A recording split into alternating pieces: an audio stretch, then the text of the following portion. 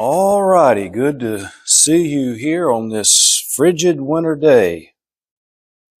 I am officially tired of the polar vortex. I am ready for the tropical vortex to come our way. And then we'll be complaining, oh, it's so miserably hot. But I think the warmer weather that we had at the beginning of the year, those 60s and even some 70s we had really spoiled us, and now we're paying for it. But we are truly blessed to be able to come into this facility here, this building that's warm and comfortable. We have heated cars and heated homes, and we're very, very thankful for that. We need to keep those down south of us, down in Tennessee and Mississippi and Alabama, in our prayers, who are still without power from the ice storm. My parents, thankfully, have power. Theirs never went out. They live about 30 miles north of where the cutoff line was for the ice storm. So they were very, very fortunate. You don't have to go very far from their house to really get into just devastation from that ice storm. It was just really, really bad. And, people still without power and for the foreseeable future. If you don't have some source of another heat source somewhere besides electric, you are really, really, really hurting. But I am very thankful that I have a wood stove. And that thing has really been humming here lately. All right. If you will, take your Bibles and turn to Matthew chapter 24. And let me get set up here with our screen. Matthew chapter 24. As you know, we have been discussing this chapter extensively. We've looked at its context, those chapters that precede chapter 24, that, as we noticed, really pave the way for what Jesus said there in Matthew chapter 24. We're going to be referring back to some of those key things that we highlighted in those previous chapters. But right now we are in chapter 24, and so be looking there in your Bibles. We want to look at the signs that Jesus gave, and I believe in our last class we were looking at these various signs that describe those signs that would come, or that the disciples would be able to see, that they would be able to recognize, to know that the destruction of Jerusalem, which occurred in AD 70, was very, very close. And you will remember the question that the disciples asked Jesus in verse 3, right? They came to Jesus privately there and they said, "Tell us, when will these things be?" Remember that expression, "these things," is used very frequently in this context. And in the context, it is referring to the things that would happen to the temple, and really by extension, the whole city of Jerusalem would be affected. And so these things is that key identifier, or that key phrase that we see throughout this entire context.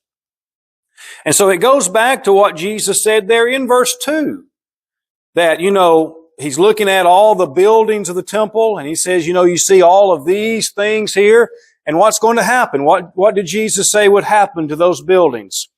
They would be thrown down, right? They would be destroyed. Not one stone left upon another that shall not be thrown down.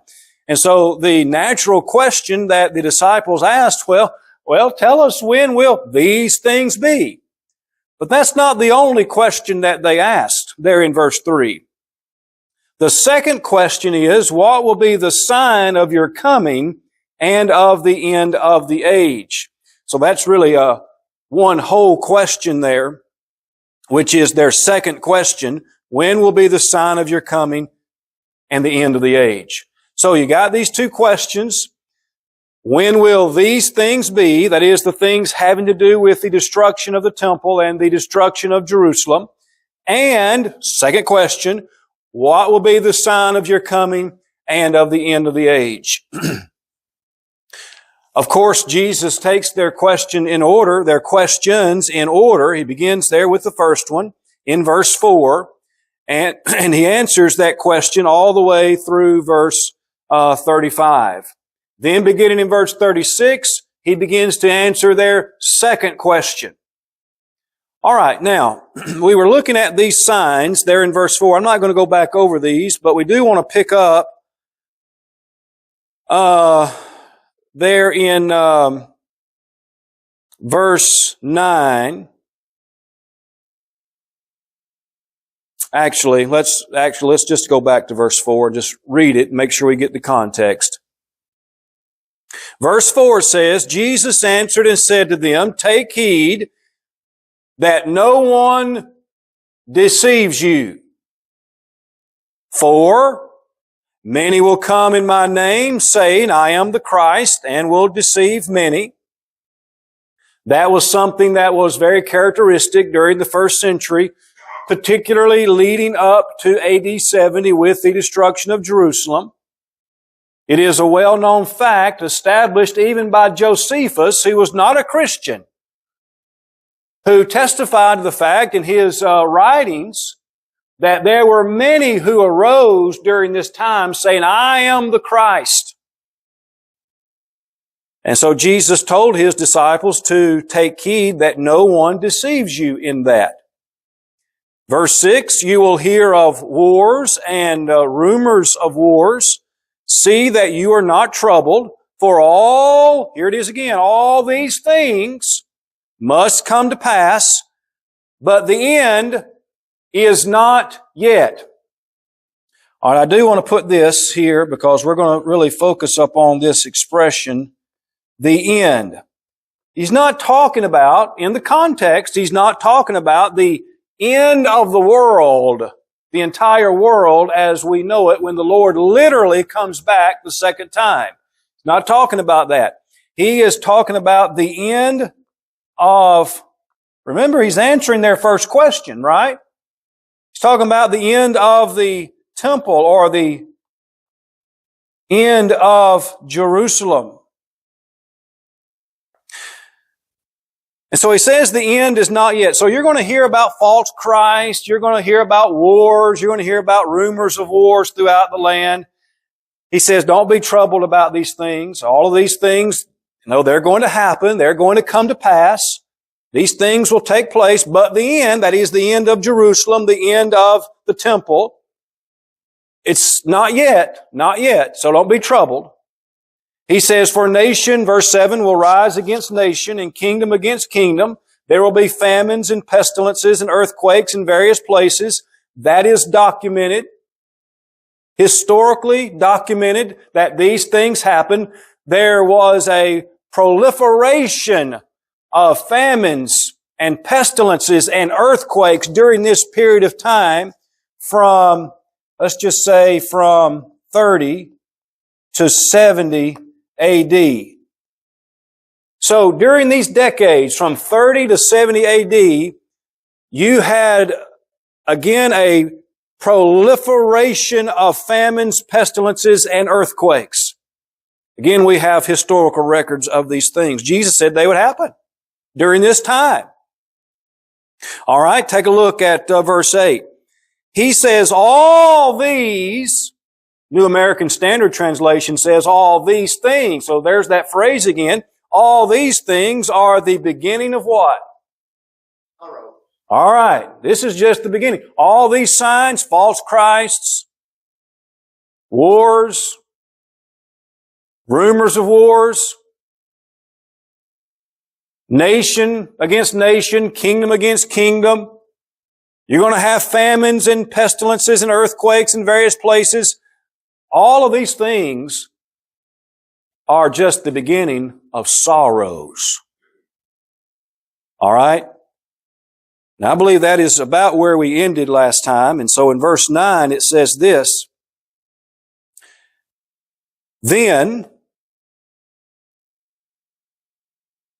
now I want you to, just let me stop right here and make this observation. That word then, We may not think these little words are significant, like the word then, or the word and, or the word for. You have to pay careful attention to these words, because the word then clearly ties it back to what was just said. So all of these signs that Jesus gave there, all these are the beginning of sorrows. Then this is going to happen. What is it? Then they will deliver you up to tribulation and kill you, and you will be hated by all nations for my name's sake. And then many will be offended, will betray one another, and will hate one another. Now, what do we see there in those two verses that would happen during this particular time? Well, we see persecution, don't we? Things will happen to you if you are a follower of Christ. That's exactly right. So, let me put this here. All right, here's something else that Jesus said would happen.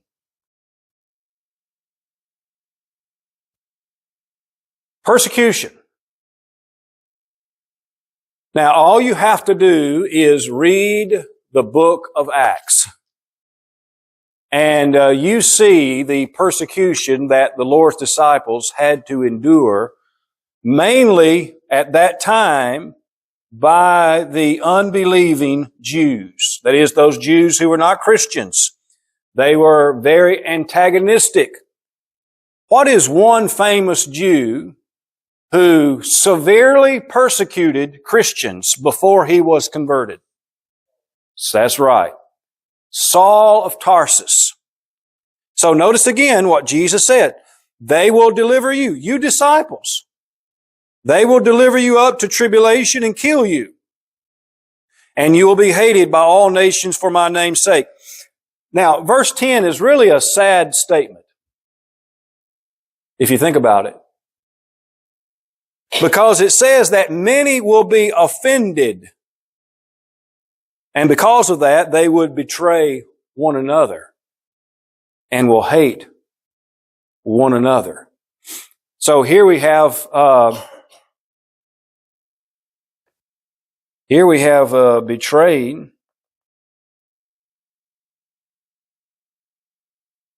betrayed one another there in verse 10. Christians, even the disciples of the Lord, would turn on each other. The reason that they would do that is obvious, because they wanted to escape that punishment and that persecution. Well, if you don't turn in your family, if you don't tell us where your family is, we're going to kill you. And so that would offend them, and they would end up denying Christ, and they would betray even one another. Now that indeed happened. We have plenty of historical records to show that to be the case. Well, that's what Jesus said would happen. Verse 11, what do we have here? Then, Jesus continues the theme here. We see that word then again. Then many false prophets will rise up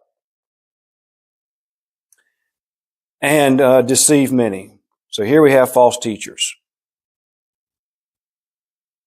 Did you know that every New Testament epistle,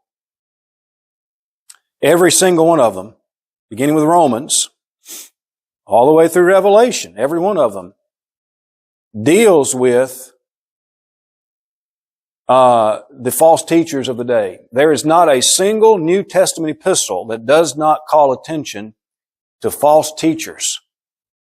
You know, 2 Corinthians chapter 11, Paul even talked about those who were false apostles, those who claim to be apostles. The church at Ephesus had to deal with that in Revelation chapter 2. Remember, many would come and the church put them to the test. They found them to be liars, that they were not really who they claimed to be. So false teachers, Jesus said this would also happen. Verse 12 really kind of continues the theme. And because lawlessness will abound, the love of many will grow cold. So here we have, if you're taking notes on all of this, get these points down. So what do we have so far? Well, you have persecution. You have betraying one another. You have false teachers. And you have apostasy.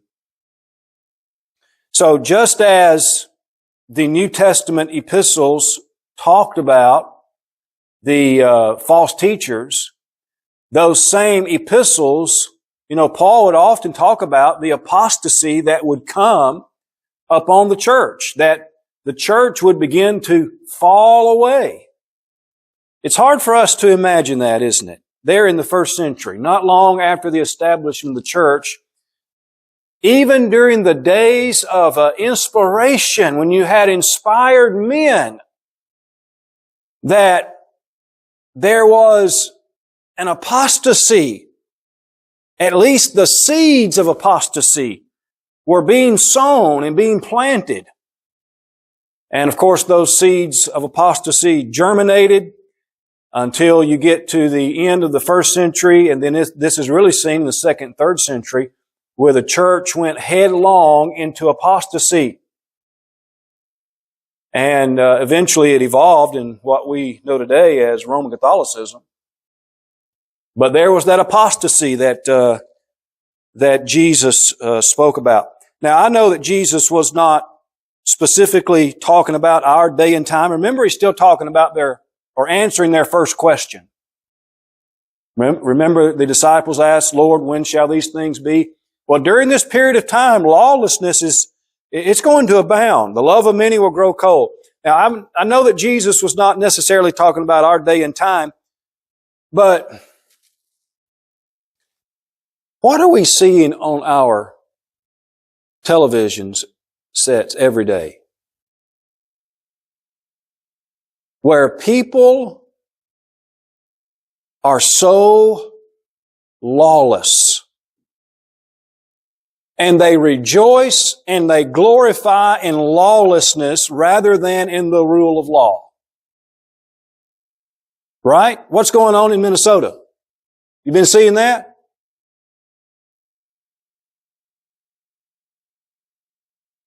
Lawlessness. They would rather see lawlessness abound rather than law and order be upheld. And we see that all across our country. What would cause a person to become so lawless in their thinking that they would just as soon let a criminal go than to uphold the law? What would make a person lawless in their thinking? A lot of it, I think, is peer pressure from their fellow men thinking the same thing. Okay, peer pressure. All right. Hatred. I honestly don't understand that.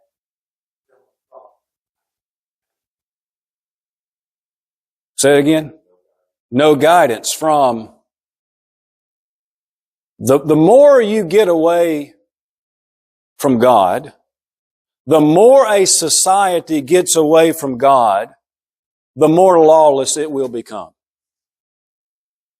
Every single time. There is no exception to that rule. How many years have we been going away from God in our country? Well, for decades now. And we are reaping what we have sown in our country.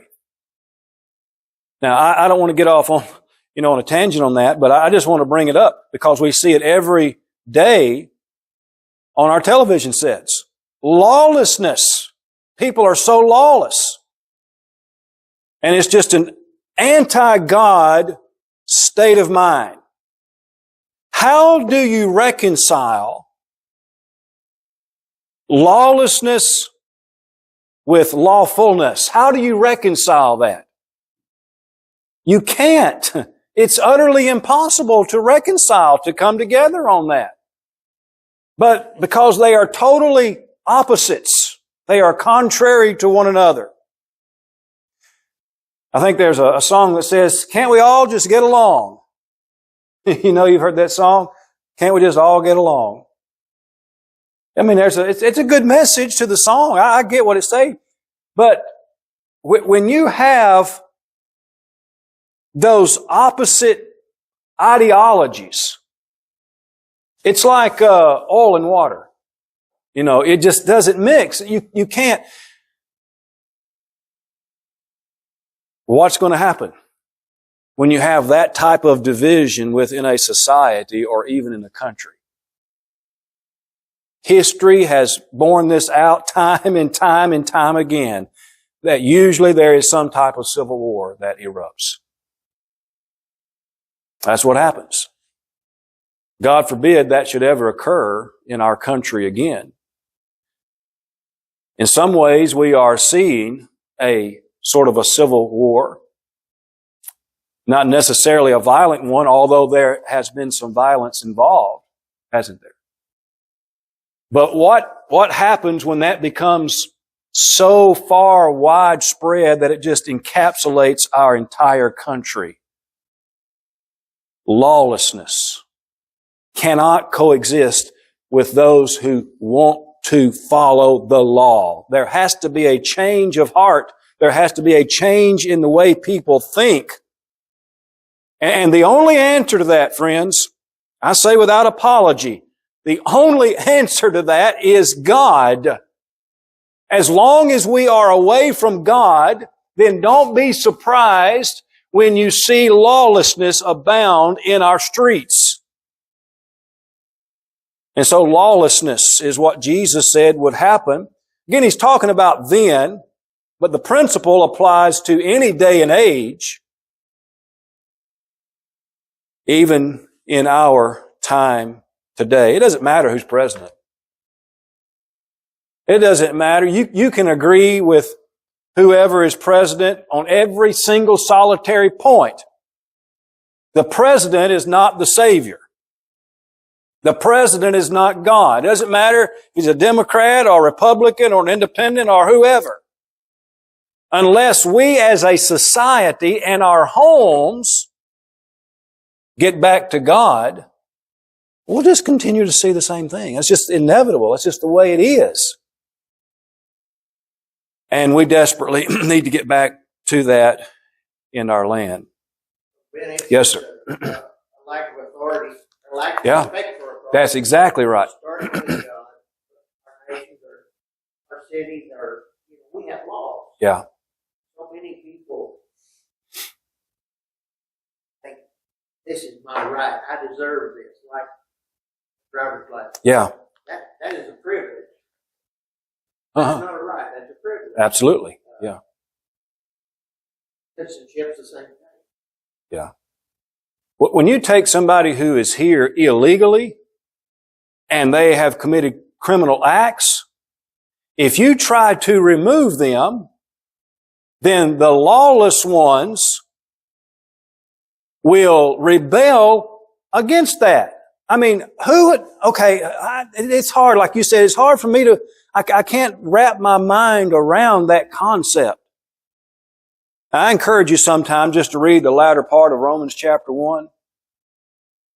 Just go home today and read that, or sometime during the week. Read the latter part of Romans chapter 1. It shows you what happens when people forget God.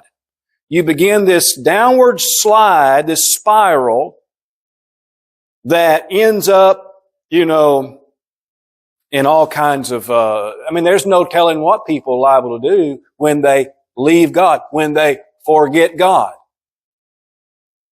All right. Let's go back to Matthew 24. Verse 13. But. That's a contrasting conjunction. So in contrast to what Jesus just said, preceding verse 13, here are the signs, here are the things that you're going to see, speaking to His disciples. Here are the indicators. You know, He talked about false Christs and wars, rumors of wars, earthquakes, and so on and so forth, and persecution, betrayal, false teachers, lawlessness. But he who endures to the end shall be saved. Now, let's go back to that phrase. Pen went off. This phrase, the end. Here it is again in verse 13. Now, the end in the context is not referring, again, it's not referring to the end of the world and the second coming of Christ. Now, the principle of it would apply, but in the context in which Jesus said it, what was He talking about? Again, it goes back to, if you will, go back to verse 6. Verse 6, remember what that says? You will hear of wars and rumors of wars. See that you're not troubled, for all these things must come to pass. But here it is, the end is not yet. And then He gives some further signs there leading up to verse 13. But he who endures to the end shall be saved. This is referring contextually to the end of this whole ordeal that culminated in the destruction of Jerusalem in AD 70. That is what Jesus is talking about in the context, the end of Jerusalem, the end of the temple and the temple way of life. That's the end that He's talking about. Again, in the context. All right, let's take a look at verse 14.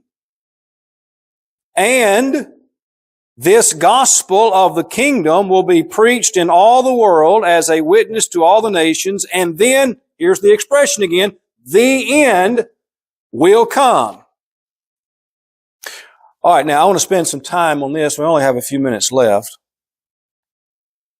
I want us to just kind of look at this verse for a moment, because it is a very, very important thing that Jesus said would happen during this time leading up to the destruction of Jerusalem, which again He refers to as the end. And that is, He says, the gospel is going to be preached. He said it will be preached in all the world to all the nations. So this would occur, the preaching of the gospel everywhere would occur before the end will come. Now, you may be thinking, well, that kind of sounds like, the end of the world when Jesus comes back again to judge the world. But did you know, and there are many, or at least several verses that we're going to look at here in just a moment, there are several verses that tell us that the gospel in the first century had gone out into all the world. Everyone had the opportunity to hear it and obey it, even in the first century. So what Jesus said here in verse 14 came to pass before AD 70. Again, with the destruction of Jerusalem. All right, let's take a look here at some verses. Let's try to get this in.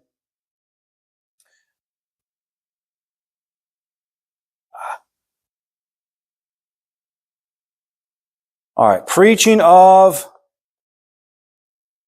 the gospel. Turn with me, if you will, hold your place there at Matthew 24, and let's turn to Romans chapter 1. Romans chapter 1. And we're going to look at a few verses here that speak to this point, both in the book of Romans and in the book of Colossians. First of all, in Romans chapter 1, verse 8,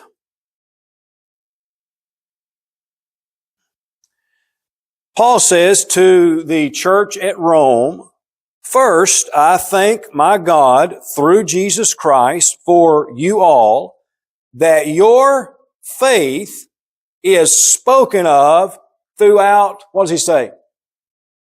The whole world is speaking about your faith.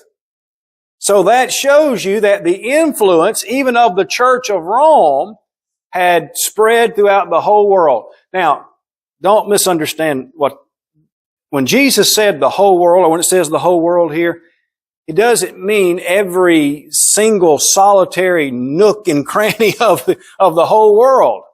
Like in, the Arctic or the North Pole or something like that. He's talking about the inhabited world. And oftentimes the world during that time would refer to the entirety of the Roman Empire. All right? And so that's what we see here in Romans chapter 1 and verse 8. Turn to Romans chapter 10. Romans chapter 10.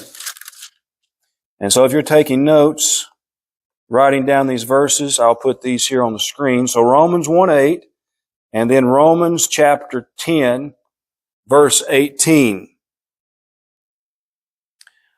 I believe this is the passage. Let's see. Oh yes, Romans 10, verse 18. Where Paul says, he's talking about the preaching of the gospel in the context. And he says, but I say, have they not heard? Yes, indeed, their sound has gone out to where? All right, all the earth. So here you have in Romans 1 and verse 8, the whole world. And then here in Romans 10 and verse 18, you have all the earth. And then turn over to Romans chapter 16, verse 26.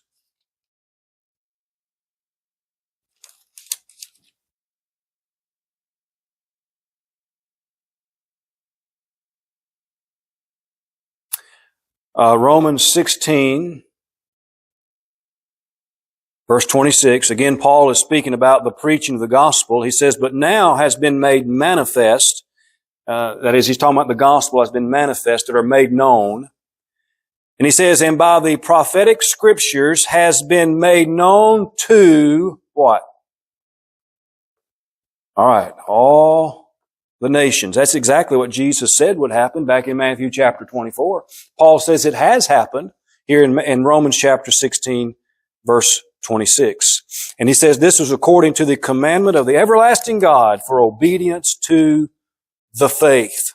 So the gospel had gone out to all nations so that all nations could obey it. All right, very quickly, let's get in Colossians chapter 1.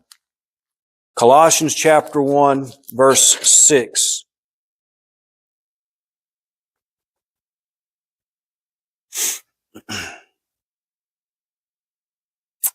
Colossians chapter 1 and verse 6.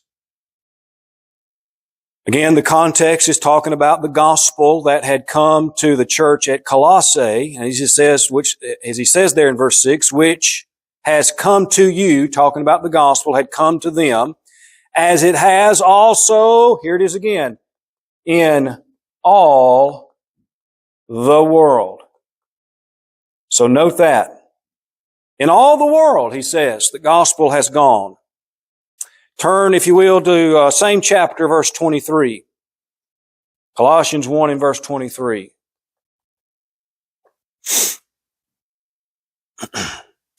He says, if indeed you continue in the faith, grounded and steadfast, and are not moved away from the hope of the gospel which you heard, which was, now listen to this, which was preached to every creature under heaven, of which I, Paul, became a minister. Notice the tense of that. He doesn't say will be preached. He says it has been. It was preached to every creature under heaven. That is, at that time, the inhabited earth, particularly the Roman Empire. He says, the gospel has gone out to everyone. Everyone has had the opportunity to come into contact with the gospel of Jesus Christ and obey it. All right? Now, what did Jesus say there in verse 14 of Matthew 24? What did he say would happen? This gospel of the kingdom will be preached in all the world as a witness to all the nations, and then the end will come. So very quickly, go back to these decades, 30 to 70, and during this time frame, the gospel was preached.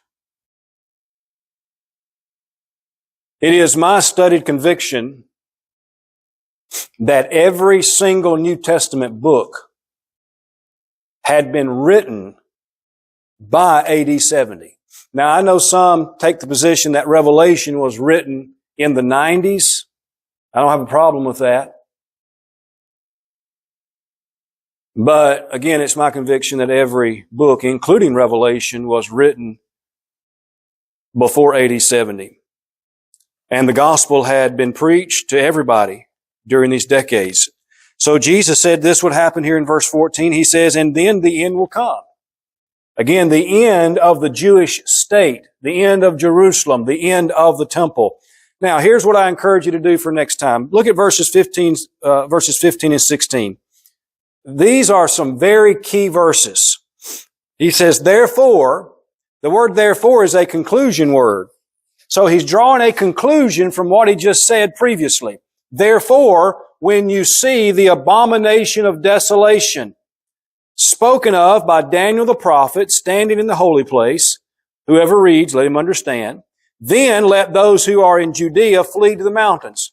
Now, here's what I want you to do for next time. If you can remember, think about verse 15 and verse 16. And the abomination of desolation that was spoken of by the prophet Daniel, and connect it with Luke 21:20. Connect it with Luke 21:20. And see if you can identify from those two verses what the abomination of desolation is that was spoken of by Daniel. Again, Luke 21 verse 20 is the parallel verse. All right, we went over a little bit. We're going to stop right there. Again, I really appreciate your very kind attention.